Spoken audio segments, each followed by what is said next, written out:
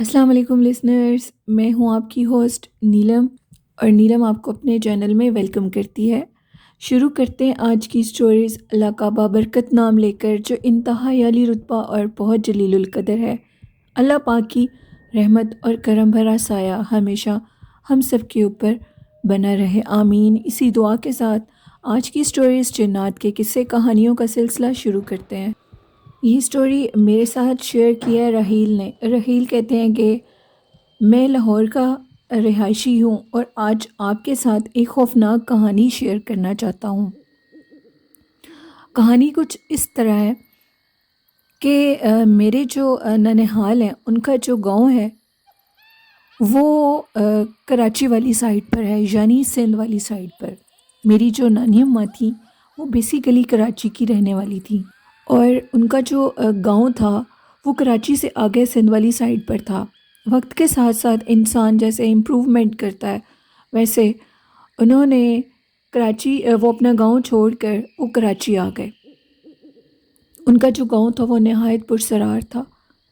ان کے گاؤں میں شروع سے ہی یہ سنا جاتا تھا کہ ہر چاند کی 18 تاریخ کو ایک پچھل پیری چڑیل جو کہ آتی ہے، اور وہ پورے گاؤں میں یعنی کہ اس کی جو پیروں کی آواز ہے، بھاگنے کی آواز ہے، وہ اس قدر زیادہ ہے، ایسے لگتا ہے کہ جیسے اس کے پیروں میں بہت بڑے بڑے گھنگرو ہوں، اور وہ پورے اس گاؤں کے اندر سے گزرتی تھی۔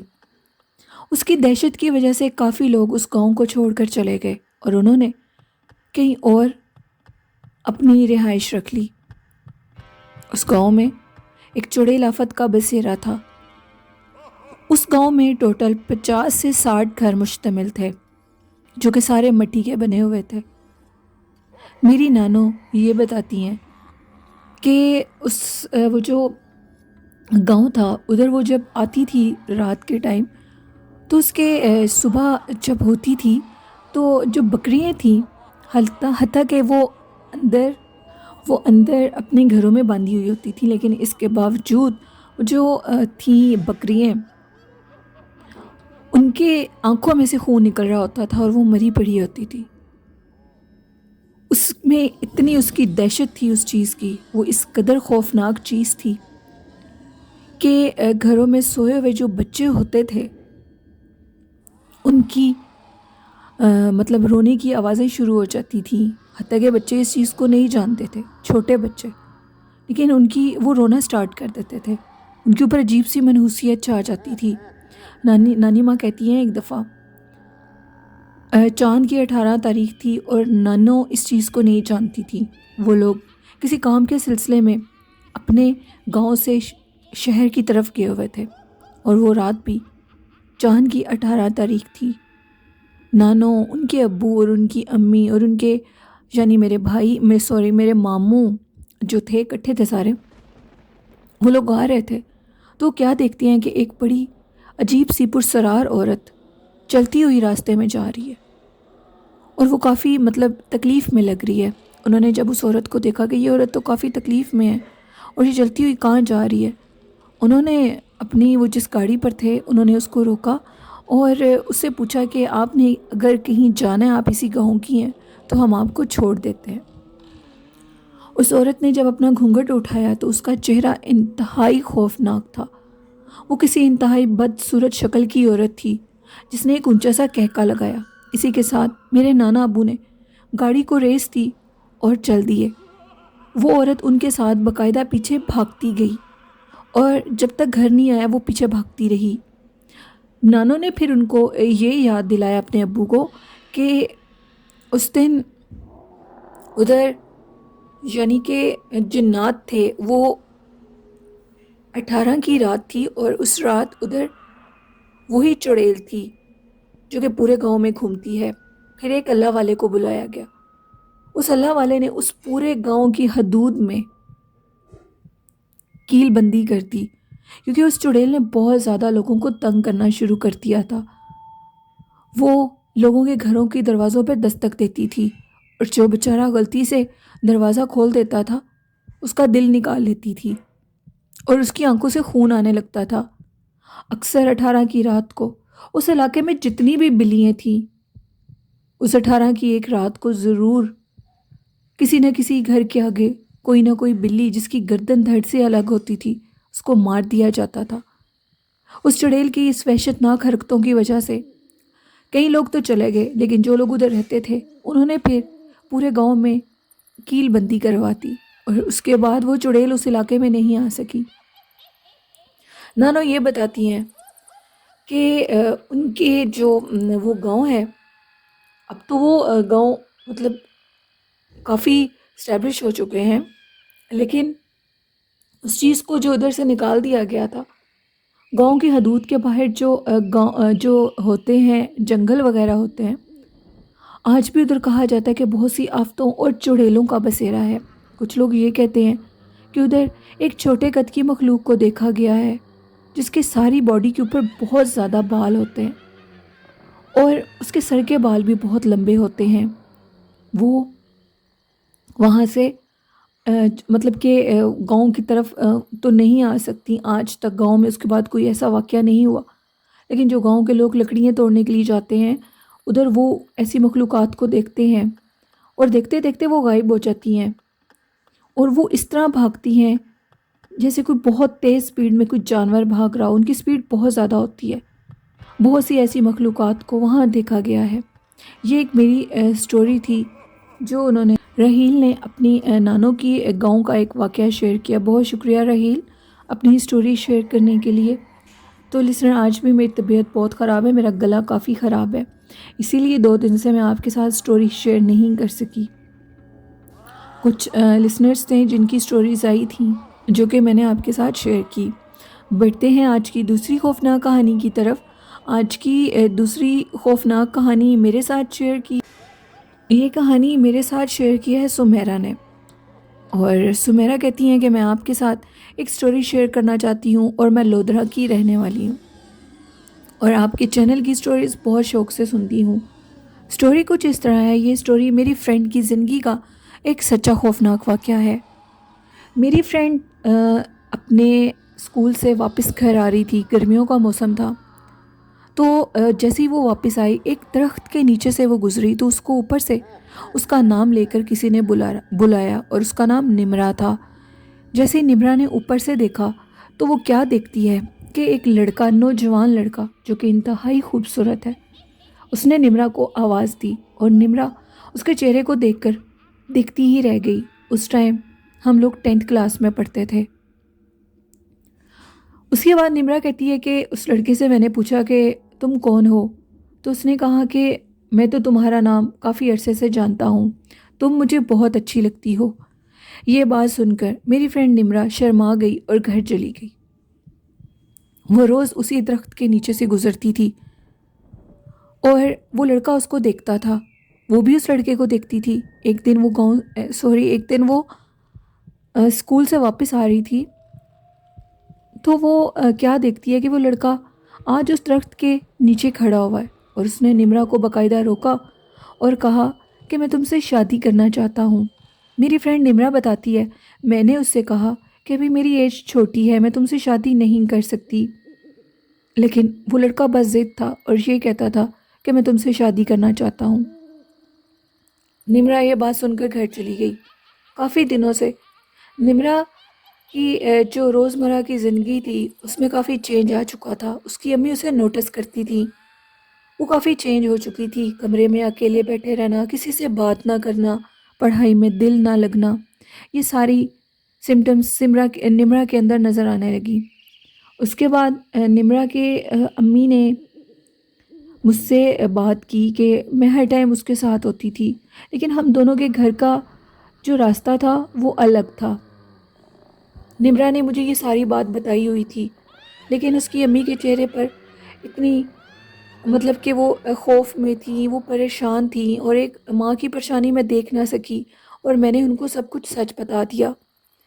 وہ سب کچھ سچ بتانے کے بعد میری فرینڈ کی جو امی تھی یعنی نمرا کی، وہ ہم لوگوں کے ساتھ گئیں، یعنی انہوں نے چھپ کر دیکھا کہ ان کی بیٹی کیا کرتی ہے۔ تو وہ کیا دیکھتی ہیں کہ ان کی بیٹی ایک لڑکے کے پاس کھڑی ہوئی ہے۔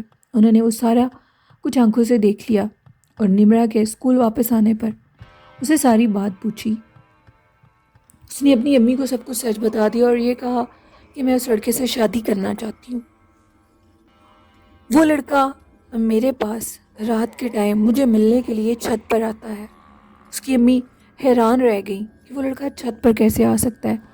گھر کے سارے لاک تو ہم چیک کرتے ہیں اور جو ساری گھر کی سیڑھیاں ہیں وہ اندر سے ہی جاتی ہیں، تو چھت کے اوپر کوئی کیسے آ سکتا ہے اتنی اونچی چھت پر۔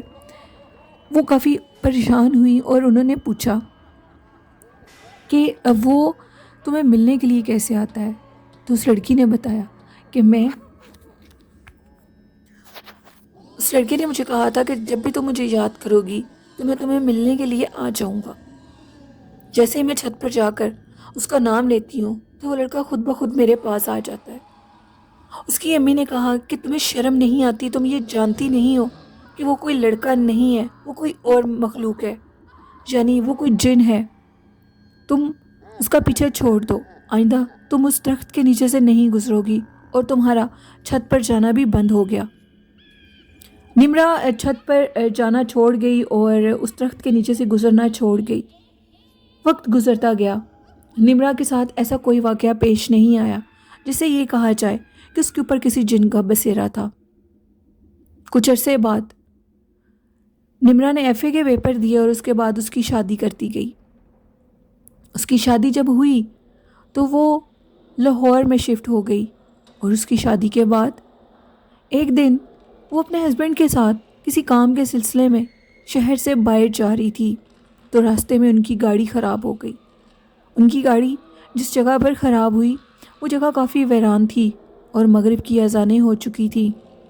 اچانک سے ایک لڑکا ان جھاڑیوں سے نکلتا ہوا باہر آیا اور نمرا کے خامد کو کہنے لگا کہ آپ کی گاڑی کو کیا مسئلہ ہوا ہے؟ اکثر لوگوں کی گاڑی ادھر آ کر خراب ہو جاتی ہے، اگر میں آپ کی کوئی مدد کر سکتا ہوں تو مجھے بتائیں۔ انہوں نے کہا کہ اس ٹائم تم ہماری یہ مدد کر دو کہ ہماری گاڑی ٹھیک کر دو۔ گاڑی خراب ہو چکی تھی۔ اس شخص نے نمرا کے خامد سے کہا کہ آپ سائڈ پر ہو جائیں اور گاڑی میں خود چیک کر لیتا ہوں۔ اس نے جیسی گاڑی کو ہاتھ لگایا، تھوڑی دیر کے بعد گاڑی خود بخود سٹارٹ ہو گئی۔ ہم لوگ کافی حیران ہوئے، رات کافی ہو چکی تھی۔ اس نے نمرا کے خامد سے کہا کہ آج رات آپ ہمارے پاس ہی رک جائیں، جس پر نمرا نے کہا کہ نہیں، ہم لوگ رک نہیں سکتے، ہم لوگوں کو جانا ہے، ہمیں کوئی ضروری کام ہے۔ وہ لڑکا نمرا کے آگے بولا نہیں اور کہنے لگا ٹھیک ہے، جیسے آپ کی مرضی۔ جیسے ہی وہ لوگ گاڑی میں بیٹھے تو نمرا کی طبیعت اچانک سے خراب ہو گئی۔ اس کے سر میں بہت شدید درد شروع ہو گیا، اتنا درد کہ اس نے رونا شروع کر دیا۔ نمرا کا خامد جلدی سے گاڑی چلاتا ہوا جس جگہ انہوں نے جانا تھا وہ اس جگہ چلے گئے، لیکن راستے میں اس کی طبیعت بہت خراب ہو رہی تھی۔ وہ رو رہی تھی اور کہہ رہی تھی مجھے لگتا ہے کہ میری آنکھوں کے اندر جیسے آگ کے انگارے چلے گئے ہوں، میرا سارا جسم جل رہا ہے، میرے سر میں بہت درد ہے۔ لینے کے دینے پڑ گئے۔ اس کا خامد جلدی سے اپنے گھر کی طرف لاہور واپس چلا گیا اور نمرا بے ہوش ہو گئی راستے میں۔ وہ نمرا کو اٹھا کر ہاسپٹل لے کر گیا۔ ڈاکٹرز کو کچھ سمجھ نہیں آ رہی تھی، ساری رپورٹس بالکل کلیئر تھیں، لیکن اس کی بیوی کی حالت یعنی نمرا کی ٹھیک نہیں ہو رہی تھی۔ اس نے سب کو کال کی اور نمرا کے گھر والے سب نمرا کو دیکھنے کے لیے آ گئے۔ اچانک سے اس لڑکی کی آواز میں عجیب و غریب کسی مرد کی آواز آنے لگتی اور وہ چیخ اٹھتی اور یہ کہتی کہ چھوڑ دو مجھے، تم بہت ظالم ہو، تم نے میرے ساتھ ایسا کیوں کیا، تم بہت بے وفا ہو، تم بہت ظالم ہو، یہ کہتی اور بے ہوش ہو جاتی۔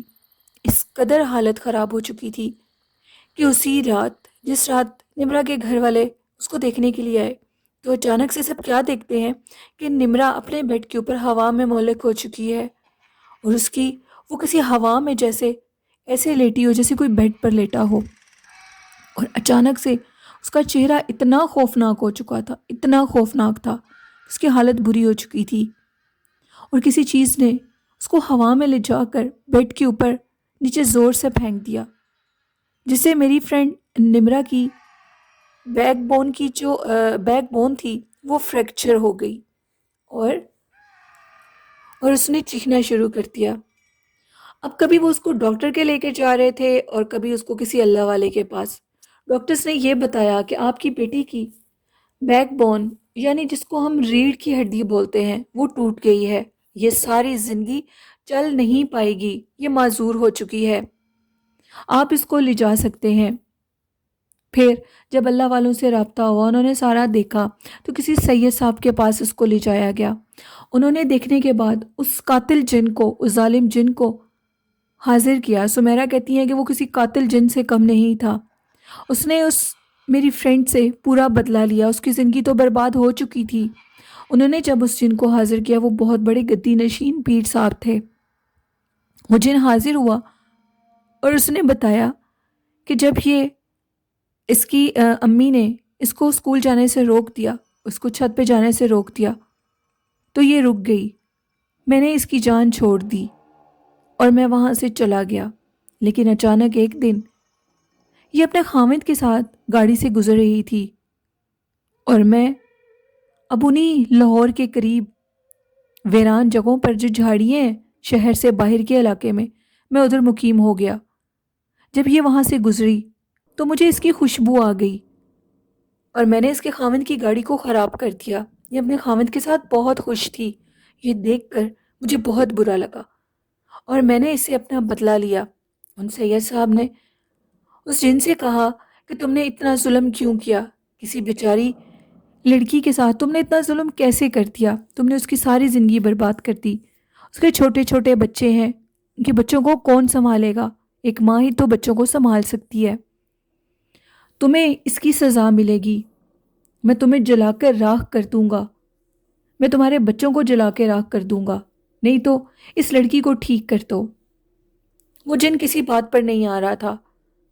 انہوں نے، وہ جو سید صاحب تھے، انہوں نے اس جن کے 2 بچوں کو جلا کے راکھ کر دیا اور باقی سب کو بھی جلانے کے لیے ابھی انہوں نے پڑھائی شروع کی تو اس جن نے نمرا کو ٹھیک کر دیا، یعنی جو اس کی بیک بون کو اس نے فریکچر کر دیا، توڑ دیا، وہ اسی جن کی کارستانی تھی اور اس نے اس کو ٹھیک کر دیا اور نمرا اچانک سے اٹھ کر کھڑی ہو گئی۔ اس سید صاحب نے اس جن کی کسی بات کو نہیں مانا اور اس جن کے بچوں کو بھی جلا کر راکھ کر دیا، اس کی بیوی کو بھی، اور اس جن کو ایک بوتل میں قید کر دیا، اور قید کرنے کے بعد اس جن کی اسی بوتل کے اندر، یعنی جس کے اندر اس کو قید کیا تھا، اس بوتل کے اندر پیٹرول پھینک کر آگ لگا دی اور وہ جن بھی جل کے راکھ ہو گیا۔ انہوں نے اس بوتل کا وہ جو راکھ بنی اس کو اسی یعنی کہ دریائے راوی میں بہانے کا کہا اور انہوں نے، نمرا کے خاوند نے اپنے ہاتھوں سے اس راکھ کو بہا دیا اور اس کے بعد اب میری فرینڈ نمرا بالکل ٹھیک ہے۔ اور سمیرہ کہتی ہیں کہ اکثر ینگ لڑکیوں کے ساتھ ایسا ہو جاتا ہے، کچھ کو سمٹمز نظر آ جاتی ہیں، کچھ میں سمٹمز نظر تب آتی ہیں جب ان کی شادی شدہ زندگی میں کچھ پرابلمز اچانک سے شروع ہو جائیں۔ اکثر لوگ صرف جادو ہی سمجھتے ہیں، لیکن کچھ جنات کا بھی اثر ہوتا ہے۔ بعض علماء کے مطابق جنات بھی جس انسان کے اوپر عاشق ہو جائیں اس پہ کالا علم کرتے ہیں۔ تو اللہ پاک ہم سب کو ایسے خطرناک جنات اور ایسے خطرناک لوگوں کی شر سے بچائے اور اپنے حفظ و ایمان میں رکھے۔ بہت شکریہ ہے سمیرہ اپنی سٹوری شیئر کرنے کے لیے۔ تو لسنرز، یہ تھیں آج کی خوفناک کہانیاں۔ آپ لوگوں نے ان کہانیوں سے کیا سیکھا ہے اور آپ کا ان کہانیوں کے متعلق کیا رائے ہے؟ اپنی فیڈ بیک مجھے ضرور دیجیے گا، اور جنہوں نے ابھی تک اپنی خوفناک کہانیاں میرے ساتھ شیئر نہیں کی، ڈسکرپشن باکس میں میرے ای میل آئی ڈی اور میرے فیس بک آئی ڈی پر آپ لوگ سٹوریز کو شیئر کر سکتے ہیں۔ آج کا اچھا میسج میں یہ دینا چاہوں گی کہ طہارت کی حالت میں رہیں اور ہمیشہ اپنی نیت کو اچھا رکھیں، چاہے وقت کیسا بھی ہو، لوگ آپ کے ساتھ کچھ بھی کر دیں، اپنی نیت کو کبھی بھی برا مت کریں، اپنے والدین کی خدمت کریں، اور جن کے والدین اس دنیا سے جا چکے ہیں تو وہ ان کے لیے ان کے جانے کے بعد بھی صدقہ جاریہ کا کام جاری رکھیں، کیونکہ لسنرز، اچھی اولاد بھی والدین کے لیے صدقہ جاریہ ہے اور صدقہ کرنا چاہیے۔ دیکھیں، انسان جیسے عبادت کرتا ہے اللہ پاک کی، تو اللہ پاک نے انسان کو مال کی بھی عبادت کا طریقہ بتایا۔ مال کی عبادت آپ اس طرح کر سکتے ہیں کہ اپنی مال سے صدقہ دیں، اللہ پاک بہت زیادہ اس چیز پر خوش ہوتا ہے۔